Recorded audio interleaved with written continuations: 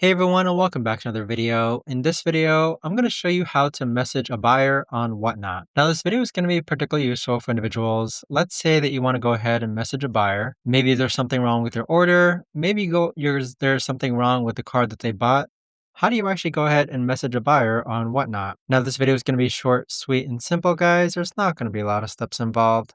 Now, in order to do this, what you're first going to do is log on to Whatnot, then click on Seller Hub, then go ahead and scroll down and click on Orders on the bottom right hand side. So this is where you can see a list of different orders, and based on the buyer, you could actually go ahead and message them.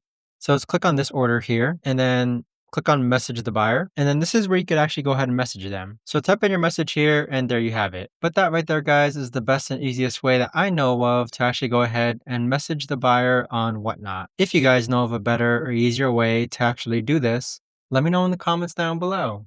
I would love to know. Thanks so much for watching, everyone, and I'll see you guys all in the next video.